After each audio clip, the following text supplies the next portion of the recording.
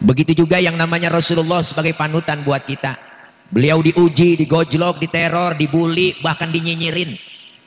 Begitu keras perjuangan Rasulullah dan begitu berat.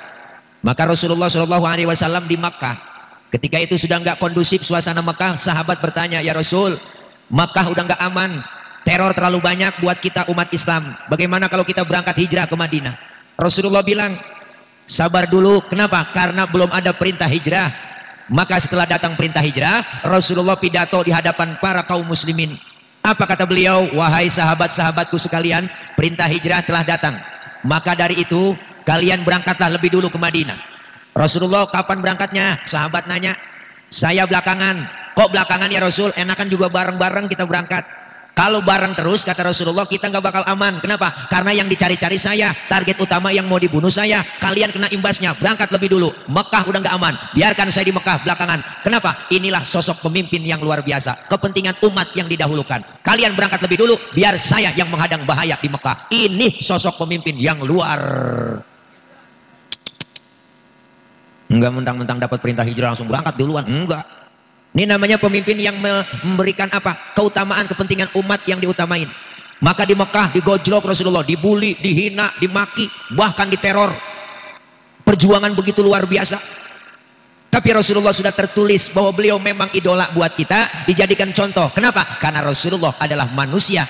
Kita yang disuruh nyontoh juga manusia. Maka manusia disuruh nyontoh manusia. Nggak bisa manusia nyontohnya malaikat. Kenapa nggak bisa? Karena kita manusia, malaikat ya malaikat. Apaan? Oh, susu. Iya. Mana encer amat. Biarin dah. Ini namanya air putih. Biarin nggak apa-apa. Enak. Launya tisu. Larutan.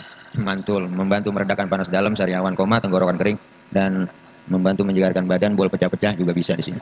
Wah, ada teh, ada air bening. Oh, sajiannya banyak nih. Kopi hitam, kopi pahit, kopi manis, taruh sini semuanya. Ya, saya jadi kayak jurik. Nih, Bu. Inilah Rasulullah yang dijadikan idola. Kenapa? Karena Rasulullah manusia, Bang. Kita manusia, makanya manusia nyontoh manusia. Manusiawinya sama. Rasulullah sama kita sama, Bang. Sama. Rasulullah beludah, kita juga beludah. Sama ludahnya, cuman kualitasnya lain. Nabi ludahnya jadi obat, kalau ludah kita kan beda. Mana Nabi ludahnya obat? Lah, waktu hijrah. Yang lain udah berangkat duluan ke Madinah, Nabi rumahnya dikepung, di pagar betis sama Satpol PP. Satpol PP Quraisy. Malam-malam rumahnya dikepung Rasulullah di pagar betis. Enggak ada yang bisa lolos, Bang. Udah tikus aja nggak bisa lolos. Rapat rumah Rasulullah dikelilingin. Di rumah Rasulullah 3 orang. Ada Rasulullah, ada Sayyidina Ali, ada Sayyidina Abu Bakar. Apa kata Rasul? Ali, gantiin tempat tidur gua. Tidur di kamarku. Kenapa? Karena yang diincar kamarku. Target utama aku, yang mau dibunuh aku. Tidur, gantikan tidurku di situ. Apa jawaban Sayyidina Ali? Siap ya Rasul. Demi Allah, demi Rasulullah, saya rela mati. Nyawa taruhannya, Bang. Sayyidina Ali, anak muda soleh, jawabannya tepat. Coba anak muda pintar. Enggak begitu. Ali, gue berangkat hijrah nih, Abu Bakar ya ke Madinah. Lu ganti tempat tidur gua, yang mau dibunuh ntar lu. Lu jangan saya Rasul, Abu Bakar aja yang tuaan. Tuh, anak muda pintar. Kan tahu sendiri Abu Bakar keluar. Ayo berangkat keluar Rasulullah hijrah dari rumah. Lewat belakang, ditemenin Abu Bakar buang. Dia kejar-kejar sama kafir Quraisy Rasulullah. Dipepet terus sampai kilometer 50. Mana kesana-sana ini. Ada rest area kali di situ. Mampir, Bang. Ke gua, namanya Gua Astur. Abu Bakar ngomong, ya Rasul jangan masuk dulu dah ke gua, saya duluan yang masuk. Mengapa Abu Bakar? Saya duluan dulu, pokoknya saya mau bersih-bersih, takut ada binatang, terus Rasulullah ngapa-ngapa lagi. Bener, Bang, Abu Bakar masuk duluan ke gua, bersih-bersih, sapu-sapu, coker-coker. Tangannya diantuk kepala jengking. Sakit, bengkak, mukanya pucat. Kepala jengking Arab. Ini beda sama kepala jengking keranggan. Arab, apa sih yang kagak gede? Sakit, bengkak, Abu Bakar mukanya pucat, kagak ngomong, Abu Bakar diem aja. Ditegur sama Nabi, ya Abu Bakar, iya ya Rasul, la takhaf, jangan takut. Saya kagak takut ya Rasul. Wala tahzan, innallaha ma'ana. Jangan sedih, Allah bareng sama kita. Saya nggak sedih ya Rasul, enggak sedih, saya nggak takut. Tapi ngapa muka pucat begitu? Rumahnya ketakutan? Enggak ya Rasul, nggak takut. Ini aduh tangan ini. Ngapa tangan? Diantuk kepala jengking. Ngapa kagak komen? Dia komen. Ngomong dong. Sini Rasulullah ambil tangan Sayyidina Abu Bakar, dibacain bismillah, langsung diludahin, Bang. Detik itu juga bengkaknya kempes. Kenapa? Ludah Nabi. Coba pakai ludah kita. Gua mungkinan bengkak. Nabi luar biasa, Bang. Basyarun lakal basyari. Manusia, bukan sembarang manusia. Nabi keringetan, kita juga keringetan, yang sama-sama manusia. Cuman keringetnya lain.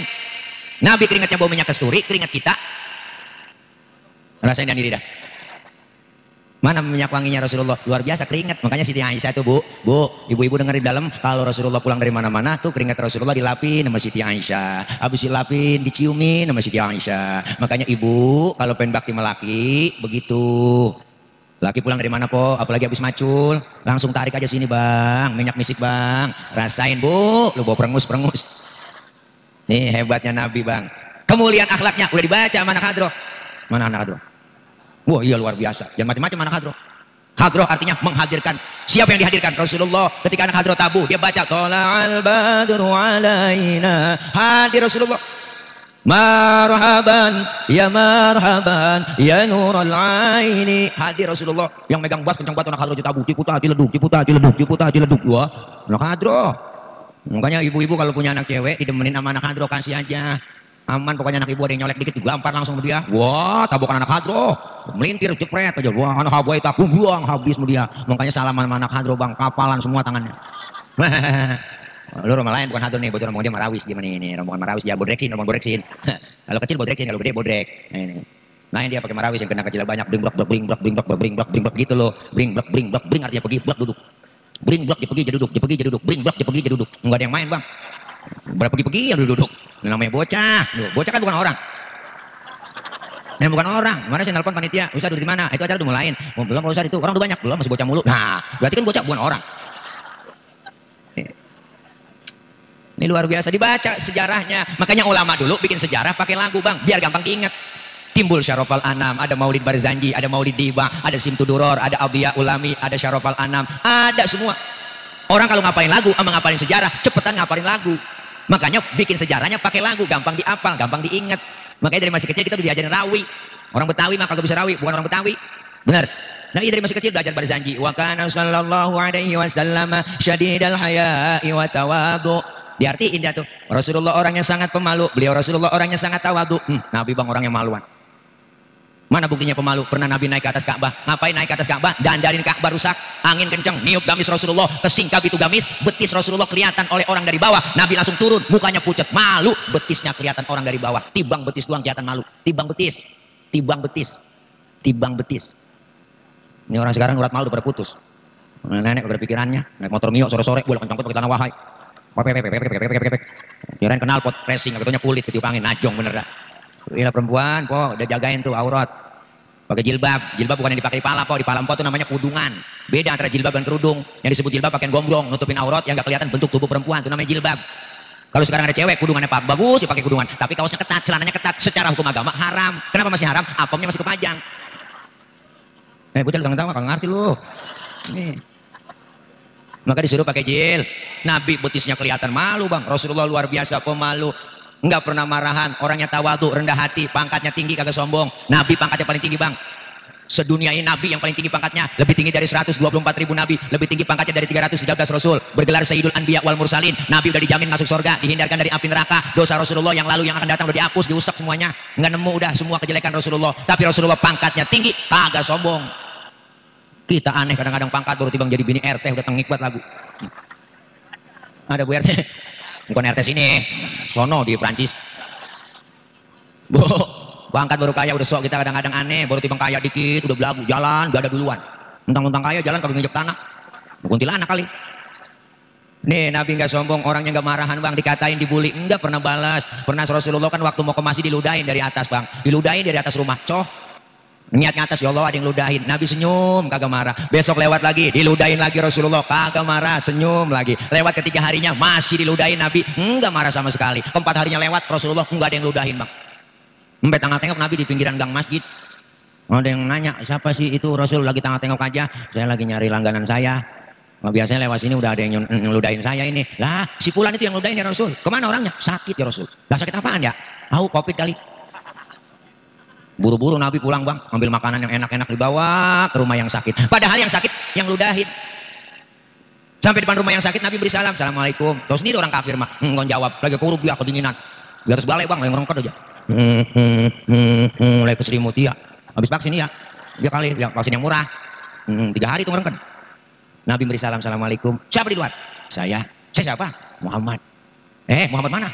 Muhammad Rasulullah, langganan ente. Wah, kata langganan bang. Langsung Nabi itu masuk ke dalam, bangun yang sakit. Ngomong di hadapan Rasulullah, sodakta ya Muhammad, benar kau Muhammad. Tiap hari kau aku sakitin, tiap hari kau aku ludahin. Sekarang aku sakit, satu teman belum ada yang jenguk. Memang kagak boleh jenguk kena covid. Kamu belum jenguk Rasulullah. Sekarang saksikan ya Rasul, asyhadu an la ilaha illallah wa asyhadu annaka Muhammad Rasulullah. Masuk Islam lantaran akhlak begitu mulia luar. Nabi bang. Lagi jalan-jalan, lagi weekend diludahin, lagi jalan-jalan dikatain, bener. Pernah ada ceritanya Nabi lagi jalan berdua-dua sama Siti Aisyah bini beliau, lagi weekend, ada yang ngasih salam orang kafir, asyammu alaika. Beda orang kafir beri salamnya, asyammu alaika kata dia. Kalau kita kan assalamu alaika, asyammu alaika ya Muhammad. Syammun artinya racun. Asyammu alaika ya Muhammad. Mampus tuh Muhammad. Ya Allah, Nabi kata mampus bang. Marah kagak. Yang marah bininya Siti Aisyah dibalikin tuh orang, asyammu alaika wa la'natullahi wa adabuh. Lu yang mampus, dilaknat yang adab lu. Tuh perempuan asal tahu aja. Wah dikasih satu mulangin P3. Banyakan dia. Rasulullah nggak marah, mahlan ya Humairah, tenang ya Humairah. Kalau kita dikata begitu balikin aja, wa alaika. Asyammu alaika ya Muhammad, wa alaika. Mampus lu Muhammad, lu juga. Begitu artinya, nggak marah Nabi, luar biasa bang. Kemuliaan akhlak Rasulullah udah kita baca di rawi. Apalagi mau kemuliaannya, wa yuhibbul fuqara awal masakin wa yajlisu ma'ahum wa ya'udu mardahum. Rasulullah orangnya demen sama fakir miskin, duduk bareng sama orang miskin, nengokin orang miskin yang sakit. Nabi demen sama orang miskin bang, makanya jangan macam-macam sama orang miskin. Doanya orang miskin langsung menembus aras, makanya Nabi sayang sama orang miskin. Sampai-sampai Nabi doanya apa? Allahumma ja'alni miskinan wasyurni fi zumrati miskinan. Ya Allah jadikan saya orang miskin, kumpulin dari akhirat bersama orang miskin. Itu doa Nabi bang. Ini doa yang gak pernah kita baca. Pernah mpok baca doa abang gitu? Enggak dah. Kalau ya Allah jadikan saya orang miskin, kagak. Kita memang nggak pakai doa begitu, mau keturunan miskin. Udah lengket, miskin sama kita. Engkong miskin, bapak miskin, jatuh di anak, belangsak pisan kita. Nabi mah doanya sayang sama orang miskin, pengen jadiin orang miskin. Bahkan nyuruh Nabi, idza da'atul miskina ajaba. Kalau diundang sama orang miskin, buru-buru datang. Tuh Nabi nyuruh. Kadang-kadang pada terbalik, dan orang kaya yang undang terburu-buru. Orang kaya yang undang terburu-buru dah. Jadi orang kaya ada yang mati, orang kaya tahlil gak kelar-kelar. Mungkin kali banyak kali 1.000. Laki-laki yang lentuk. Orang kaya yang mati. Giliran yang miskin mati tahlilan ke 30 biji kelar udah. Kelar udah ya. Ini makanya jangan macam-macam bang. Kenapa? Karena Rasulullah nyuruh kita supaya kalau diundang sama orang miskin datang. Dulu begitu. Nabi Nuh ngamalin juga, ngamalin amalan yang diajarkan oleh Nabi Nuh juga Rasulullah. Makanya Rasulullah SAW mengikuti ajaran-ajaran, menyempurna ajaran yang telah lalu. Nabi-nabi yang lain, Nabi Nuh sama. Kenapa perahunya nggak kelebu? Kapalnya nggak tenggelam? Karena Nabi Nuh tuh punya amalan. Kalau diundang sama orang miskin dia datang, makanya kagak kelebu kapalnya. Maka kita kalau pengen kagak kebanjiran, amalin tuh amalan Nabi Nuh, Nabi kita. Ini bagaimana kagak kebanjiran? Mau kelebu kita? Doa air sekarang bang, jangan macam-macam sama air. Wah, ibu-ibu kena air gendut. Jangan macam-macam sama air. Air kecil jadi teman, besar jadi lawan. Kalau kata Allah air datang yang banyak, banjir di mana-mana. Laut sekarang udah pernah ngamuk bang, naik ke atas rob banjir yang nggak sengaja, udah nggak sari-sarinya sampai 4 meter 3 meter masuk ke rumah-rumah ke kampung-kampung. Air, angin muter yang kencang kata Allah, muter bang. Wah angin itu makhluk. Apa kata Allah? Muter tuh angin puting beliung. Ya Allah bang, puting beliung. Kalau putingnya doang mendingan. Nggak ada beliungnya ini yang bahaya. Gunung batuk loh, batuk gunung lah. Semeru udah muntah. Krakatau ini udah mulai nih, meriang. Lah Merapi udah mulai muntah lagi bang, ya Juluk Uluwatinya udah mau muntah aja. Semuanya itu kenapa? Lantaran kita sendiri. Nabi akhlaknya luar biasa, kemuliaan. Kita ikutin ajaran anjuran Rasulullah Shallallahu Alaihi Wasallam. Alhamdulillah. Apalagi kemuliaannya? Wa yamshi ma'al armalah. Rasulullah kalau jalan bareng sama janda-janda, janda tua, jalan sama nenek, Rasulullah tuh di belakang, ngiringin di belakang kok. Kenapa di belakang niatnya bang ngiringinnya? Berarti Nabi khawatir kalau nenek-nenek jatuh kelihatan sama Nabi, udah siap ditolongin, begitu tujuannya. Anak muda sekarang lain. Lu jarang bareng sama kaki-kaki jalan, abis kaki-kaki tinggal. Apa dikata lelet pada kaki? Akhirnya kaki di belakang nyemplung di kalian aja gak tahu. Nih Masya Allah, maka luar biasa Nabi mulia akhlaknya. Cinta sama Nabi malam ini kita buktiin. Apalagi kita diakui sebagai umatnya, umat Rasulullah yang terbaik di antara umat-umat yang lain. Alhamdulillah. Kita umat terbaik. Dari umat-umat yang lain, Rasulullah kita akui sebagai umat. Kenapa bang? Dulu Rasulullah waktu khutbah selalu pegangan batang korma. Batang korma dipegangin sama Rasulullah. Sahabat pada ngelihat yang lain, kesian Rasulullah ya kalau khutbah selalu pegangan batang korma mulu. Akhirnya sahabat rapat musyawarah, bagaimana nih ya kita bikin mimbar aja buat Rasul. Setuju? Oke, sepakat, bikinlah tuh mimbar. Mimbar dibikin, setelah jadi Rasulullah khutbah baru beri salam, nggak pegang batang korma lagi. Baru beri salam ada suara orang nangis bang. Sahabat yang lain bertanya, siapa ini yang nangis? Suaranya doang ada, orangnya nggak ada. Ternyata yang menangis adalah batang korma. Wa atakal audu yabki wa tazallal baina yadaika. Datang sebatang pohon korma menghadap Rasulullah dalam keadaan menangis. Apa kata batang korma? Ya Rasul, dulu sebelum ada mimbar aku selalu engkau pegang karena aku sayang, girang, aku cinta kepadamu ya Rasul. Sekarang ada mimbar aku nggak dipegang lagi, aku khawatir engkau nggak sayang lagi kepada aku ya Rasul. Rasulullah senyum ngelihat batang korma. Apa kata Rasul? Hai batang korma, karena kau cinta kepadaku, kau sayang kepadaku, kau akan masuk surga bersamaku dan buahmu dimakan oleh penghuni surga. Alhamdulillah. Batang korma cinta Nabi masuk surga. Batang korma cinta Nabi masuk surga.